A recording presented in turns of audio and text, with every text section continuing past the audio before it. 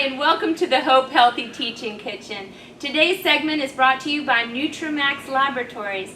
They are a platinum sponsor for the Walk to End Local Hunger, and they've flown in a very special guest for us today. I'm going to let him introduce himself to you, tell you what he does and why he's here. Okay, thank you. I'm Chris and Adamo. I'm the director of the Center for Integrative Medicine at the University of Maryland School of Medicine, and here today to talk about practical strategies to eating healthy. Okay, I'm going to overcome some barriers. We're going to get down to the real, what happens, the challenges we face, and how we can help overcome them.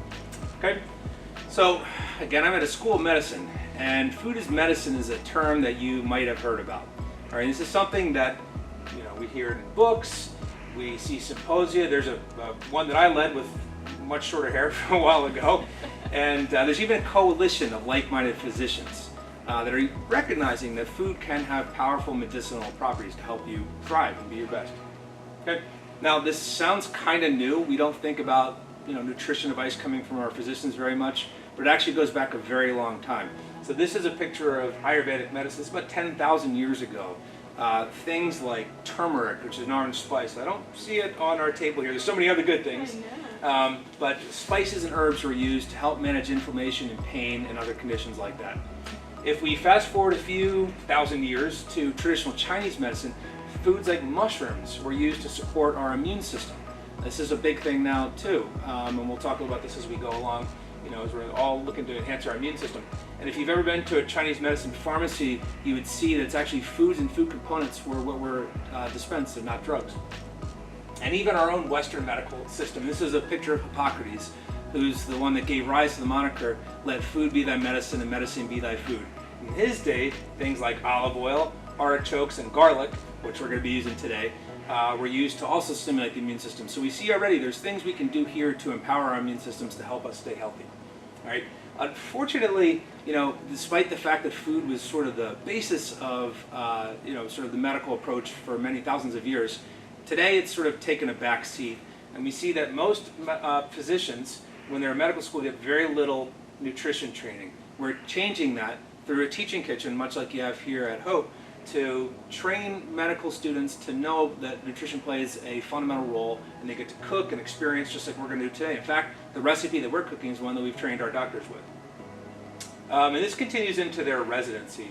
So, there's a call for more practical nutrition education because patients want this. We all want this. We want to know how to eat healthy and feel our best, and the physicians want it as well. Okay, so what you're left with is sort of these generalities right now. That it's important to eat a healthy diet, but what does that mean? You ask 10 different people, you might get 10 different answers. All right, and then these are diets you may have heard about here: some low fat, low carb, plant-based, paleo, keto. That's a popular one today.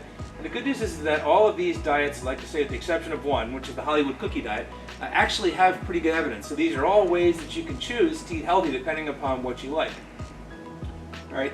What I want to do is emphasize there's a lot of conflict on what's the best way to eat. There's not one right way. And you see a lot of this if you go online that everyone needs to be plant-based. Well, no, or everyone needs to be paleo. No, or low carb. There's a lot of different ways to eat that, and the part of this problem actually starts with in the medical community, where you get these researchers that they do one kind of thing. They do just low fat or low carb or vegan or paleo, and really we should be thinking about what's in common. And the one thing is, and this is something that a lot of us deal with, the most common outcome in diet studies, you may think, well, what is that? It's usually weight, okay? And the good news is that many of those different diets that I showed there, low fat, low carb, paleo, and vegan, are all ways that we can help lose and manage weight, all right? And the same thing for CVD risk is just heart disease risk, because obviously there's more to health than just weight. But the same thing, all of these different diets that we looked at, low fat, low carb, vegan, paleo, can help you lose weight and have good, protect yourself against heart disease risk. So the question though is, you have all these different kinds of diets. What's the common ingredient among all of them? So not literal ingredient, but what's the common thing that they have? And that's how they're executed. All right, so how do we do it?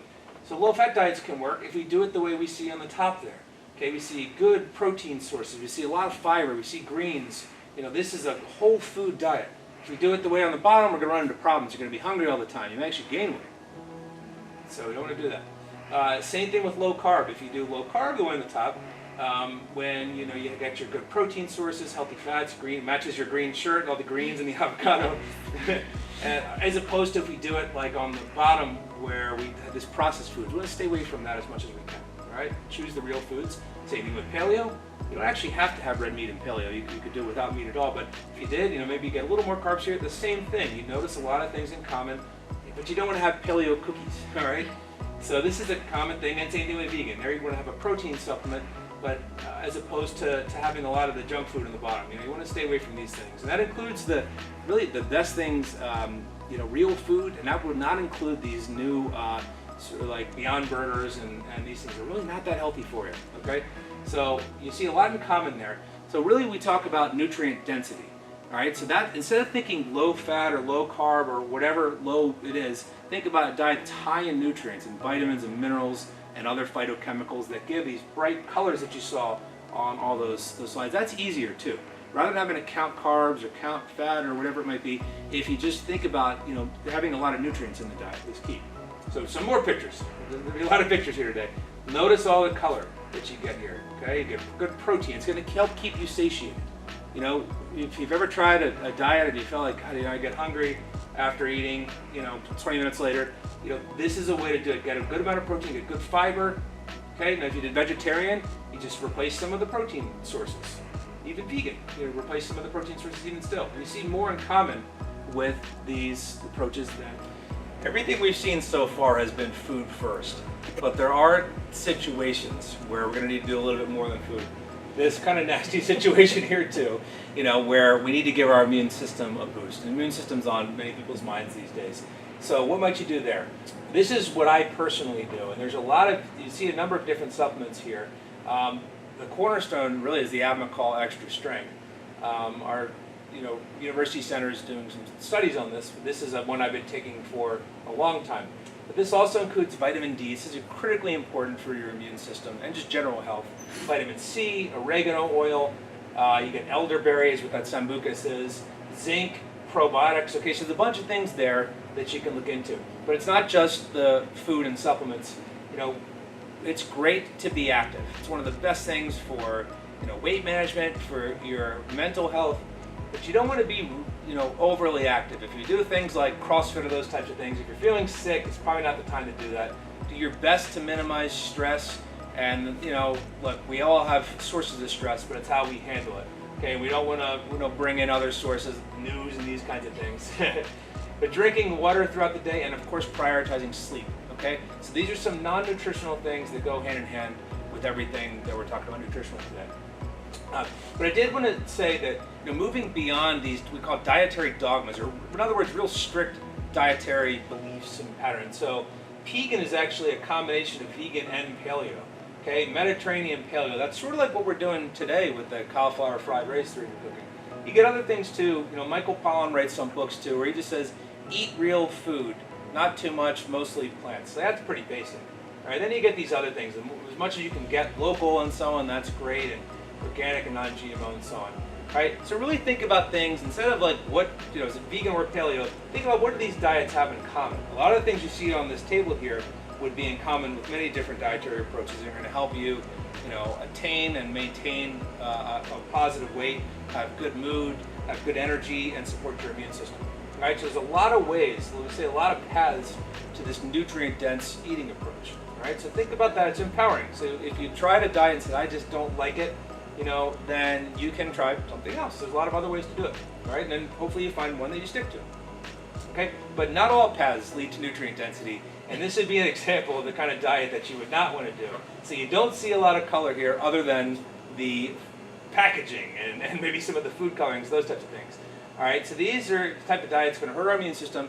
It's likely going to lead to weight problems and just going to have us not feel very good. Okay, and I always like to point out on this slide that hamburger that you see there looks kind of like a normal McDonald's hamburger. That's actually 10 years old at the time it was taken. So something that looks the same after 10 years is something you probably don't want to put in your body, all right? So no one's to say you can't ever have these things. We don't let perfect be the enemy of good, but we do want to try to focus on the real foods like you see on this table. All right, so how do you make this happen? It's, a lot of this stuff you're like, okay, well, I know it, but how do I actually do it? One thing is to shop on the outside aisles of your grocery store. All right, so that's where you're going to get your fruit, your vegetables, dairy and eggs, meat and seafood, these types of things. And you avoid the middle where you're going to see a lot of this kind of stuff, that's in there. So that's one nice thing to remember. The other thing too is if you can grow your own food. I mean, most of us can grow herbs or so on, or get it locally. If you get things like produce tends to have more nutrients. The meat and eggs are often free range or grass-fed if it's meat, which is healthier, and they taste better. I mean, this picture says 1,000 words, so these are eggs. We see some good eggs on the table here. If you get them from a farmer's market and so on, it's going to have a nice, richly colored yolk like that, which means it has more nutrients as opposed to this paler one. And that paler one's actually an organic egg. We've all probably seen eggs that you get sometimes that are so pale that you can barely even see the yolk at all. So really, you want to go for these types, and you can, that's the way to go. You can even, for those you can even have your own chickens. But I want to emphasize this because we see this perfect situation. You're like, well, I don't have time, or I can't afford it, or I don't have access to it. So this is a good, better, best sort of philosophy. And bad is on there as well. What we don't want to do is have the bad. But we don't necessarily have to have the best. So let's take fruits and vegetables, for example. Bad would be not eating any. Okay, that would not be a good thing to do. Good would be, let's say that you can only access canned or frozen. That's actually perfectly fine. Better might be growing your own or getting organic or best, but we don't need to let the cost of organic or the inability to grow our vegetables, we don't need any at all. So that's the thing. And actually, you'll have these slides and you see the same thing for eggs, dairy, meat, seafood, and fats and sweeteners and so on. So not letting perfect be the enemy of good is a key. All right, so one of the ones that we hear about quite a bit as a barrier for people is time. You just don't have time to eat healthy. So there are ways to get around that. Cooking in bulk. So you see all those eggs there. That's not my kitchen, but it could be, because I make, easily, a dozen hard-boiled eggs and just carry it out, throughout the week. All right, it's a good way to do it. It saves you time. A slow cooker is a great investment. You get a crock pot. They're for less than $20 you can get one. That also takes the time out of the equation, because you put let's say you make a roast or something, you put it in the morning, you come home from work and it's done.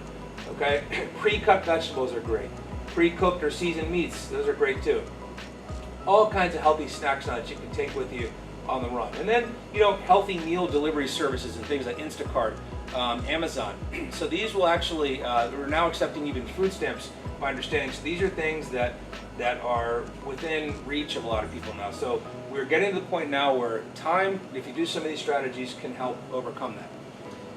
Another barrier would be taste. And we have to be real with this. We're not going to stick with a diet that we don't like the taste of it. We really need to talk about taste. So what I would recommend is, if you're trying to cut back on things like salt or sugar for any variety of health reasons, to taper back. So I know a lot of people now that are doing like no sugar diets, and hey, look, if you can pull it off and go cold turkey, so to speak, then great. But if not, maybe you try to taper it down. So let's say it's sodas, okay? And I just think about a friend of mine who was drinking 6 Cokes a day, and he said, I tried stopping, and I was having a really hard time. Of course, because you're going to get the sugar addiction, which is very real. You see a scientific study on there. It actually has stronger reward mechanisms and addictive capacity than cocaine. This is very real, okay? And then you get the carbonation, you get the caffeine. So what we did instead was say, well, this week we're going to have 5 a day.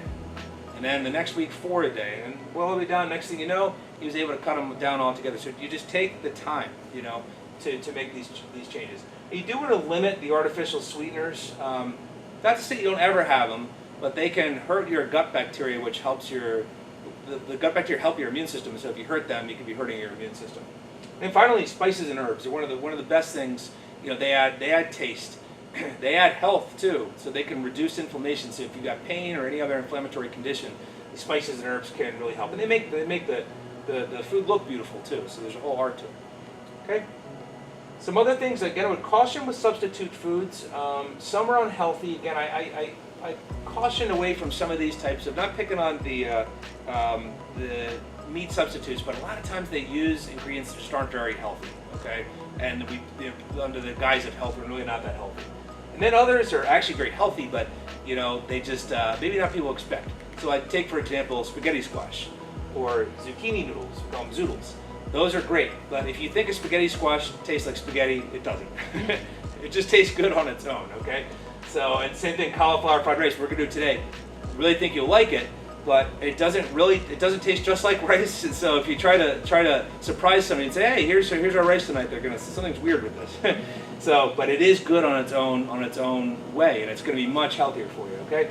So you can get ideas from cooking shows or all kinds of blogs and so on to help break the monotony, all right? So there's a lot of good stuff out there now that you can do.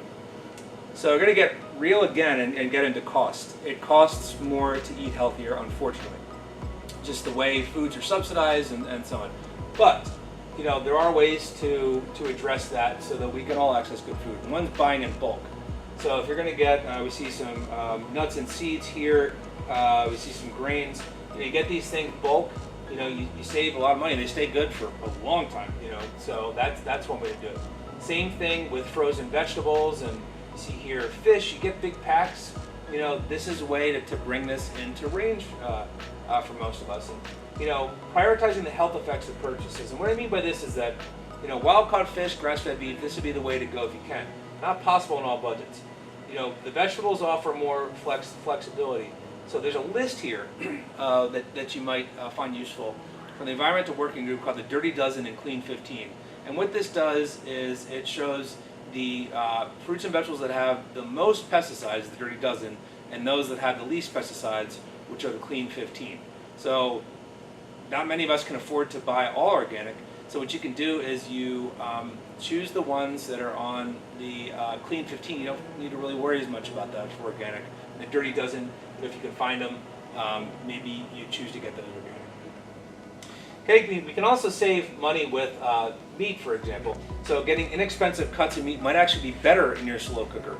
So getting things like chicken thighs, for example, those cost maybe a third or less even of what chicken breast costs, and it's even better in the slow cooker. It's nice and tender. You can get big packs of grass-fed ground beef and so on. Again, you're going to save money on that. Then with your legumes, so we have legumes over on the right side of the screen. You may say, you know, these are soaking. It looks like soap suds on the top. Those are actually natural. So for many people who eat legumes and have digestive issues, there's things called saponins. Now it sounds kind of like soap. That's actually what's naturally in legumes, but if you soak them, and that's free, you can get rinse off some of those saponins. Okay, so something that we can do for no extra cost at all. All right.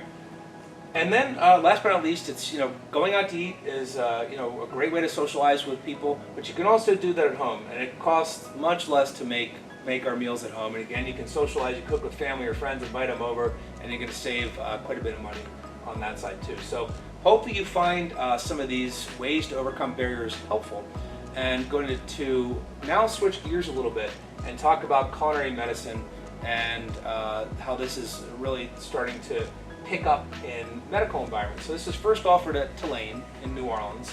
It was very interesting. It was offered by a family medicine doctor who was also a chef.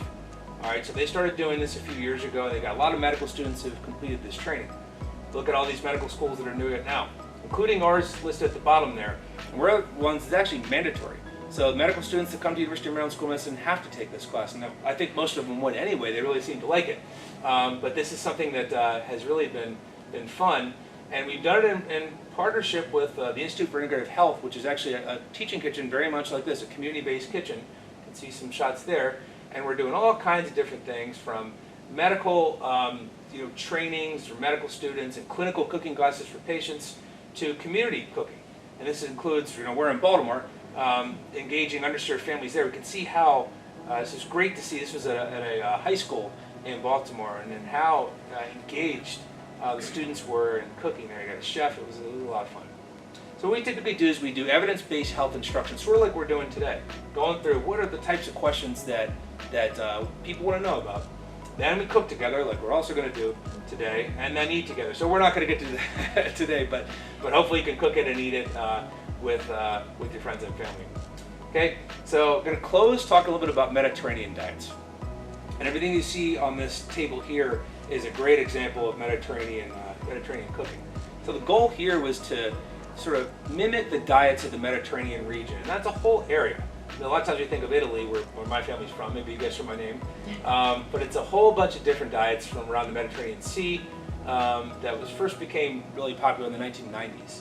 And this is neither low fat nor low carb. We saw that before.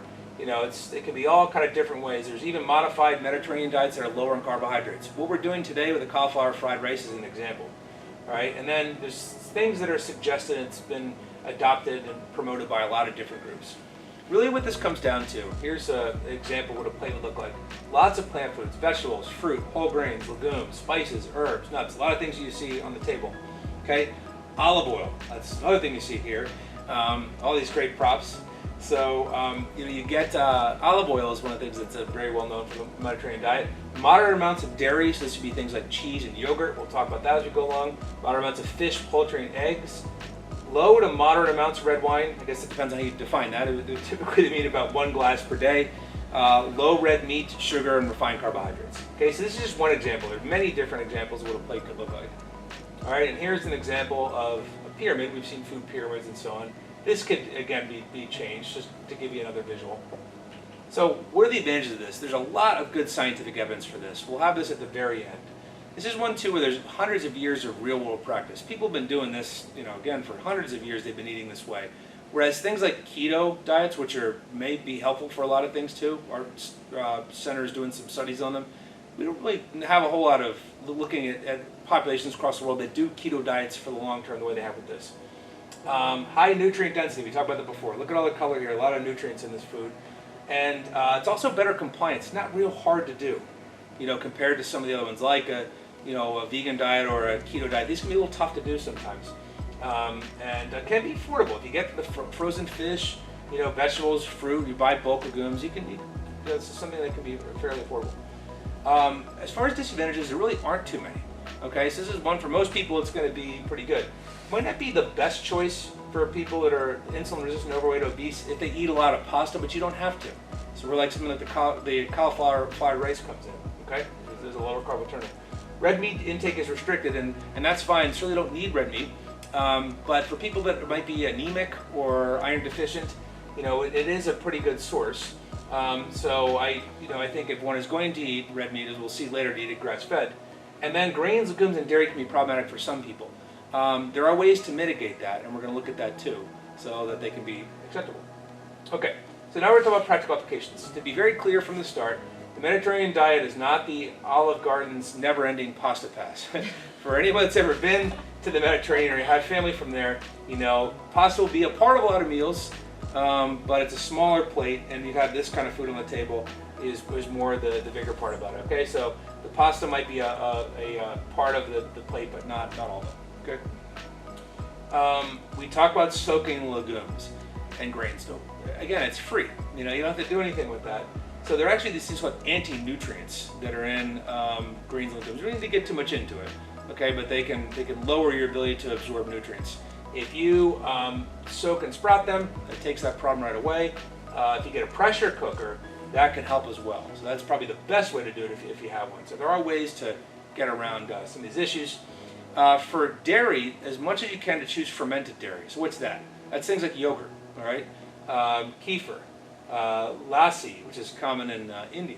All right, so if lactose intolerance is a thing that a lot of people have, especially with increasing age, we produce less lactase enzyme. You can actually usually eat yogurt or these fermented dairy because the bacteria in the fermented dairy consume the lactose. So there's really not much lactose in it at all. And if you can, to get grass-fed dairy, it costs a little bit more, but it's healthier and better for the cows too. All right, so we'll look now at wild-caught salmon. If you can get it, it's a great thing to do. It has more omega-3 fats, which are good for our heart, help us reduce inflammation, and they don't have dyes. So unfortunately, this another picture speaks 1,000 words. This kind of grayish looking, that's what the farm-raised salmon looks like, and they add food coloring. So it's perfectly fine because it costs more to go wild caught to get it frozen. You get those big frozen packs that ends up bringing the price way down. Okay, so the red meat, this has been controversial.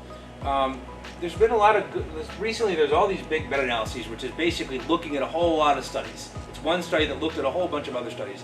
And they found that red meat actually is not a causal risk factor for disease. Now that said, the non-processed red meat. So you don't want to snap into a Slim Jim, all right? So this is not the kind of stuff, this is very different than would be kind of meat like that, okay? So really going for the least processed food we can.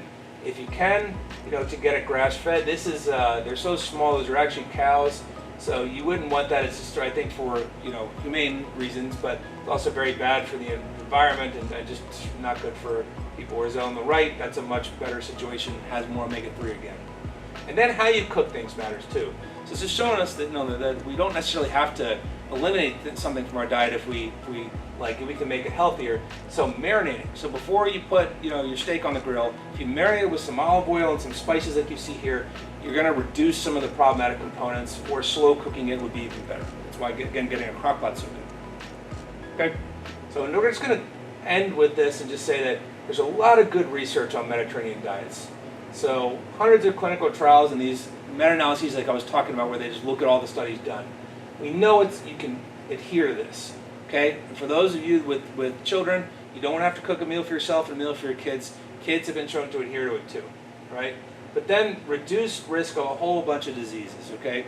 And this can include things like weight loss and management can be helpful, cardiovascular disease, cancers, cognitive decline, frailty, which can happen with age, and not surprisingly, given all this, reducing total mortality. So we're going to now cook an element of what can be a healthy Mediterranean diet, and I hope you found this content helpful. The first thing you want to do is get a deep dish frying pan. So you want to go ahead and turn your heat on. Let me see if I can get that going. Let your pan heat up, and the first thing you're going to do is add some grapeseed oil. Would you like to tell us the benefits of that? I would be happy to. Okay. So grapeseed oil is actually a great cooking oil because it has a high smoke point, meaning that you can cook it on pretty high temperatures and it's not going to smoke and burn and so on. So it's one of the better cooking oils that's out there. And don't worry, we're going to drop the recipe in the comments below so you'll know exactly what the measurements are. So once your grapeseed oil starts to get hot, you want to add your onions. This is a red onion, by the way, which adds a lot of color. Then you want to add your minced garlic into there, and then you can add a pinch or so of red pepper, and that's totally up to you as to how much you want. If you want it super spicy, you just keep it rolling. So we're going to go ahead and saute this up to the point where it's not exactly translucent, but it takes a little bit of the pungency out of the onions. So it's about 30 seconds. We took a head of cauliflower, we cut it into much smaller pieces. Then we put it in the food processor and we pulsed it, and it made sort of a rice consistency. So we're going to put that in next. Okay. There we go. It's about 3 to 4 cups, but it's really an entire head of cauliflower. So we're going to mix that up. You can just get the onions and the garlic mixed in. And we're going to actually add a pinch of salt. Not a lot of salt, but just a little pinch. And then you just want to saute that for about 2 minutes. Now that that's cooked a little bit, we're going to transfer it to a separate bowl. Just like that. Because the next thing we need to do is saute our vegetables. So once you get that in a separate bowl, you just go right back to your heat. You add some more grapeseed oil and some more sesame oil, and just let those flavors meld together. So this is our second layer of flavoring. Then you take your broccoli florets and going around, take some shredded carrots, about a cup. You want to get those in there. And then the next ingredient is fire roasted corn. Now you can roast this yourself or you can buy it in a can, which is what we do. So you just take it, if you're in a hurry, the can is awesome. You just put it right in there and get those, and look at the color. This is what you were talking about as far as the nutrient density. Yes. And the sesame oil is going to give you that, if you like fried rice, it's going to give you that flavor. It can also be helpful for weight management. Awesome. So you want to saute this for about 3 to 4 minutes where it's cooked but not mushy. Once you've sufficiently sauteed your vegetables, you want to add back in the cauliflower rice. Now, are you ready? We're going to add our third flavor. So this is called tamari sauce. And it is a gluten-free alternative to soy sauce, but the flavor punch is amazing. So just take your spoon and pull those vegetables through your cauliflower rice. And you can see the layers of flavoring, the layers of color. It's gonna taste amazing. So now, once we get it all melded together, we're gonna transfer it into a bowl, and then we've got one extra little decoration for it.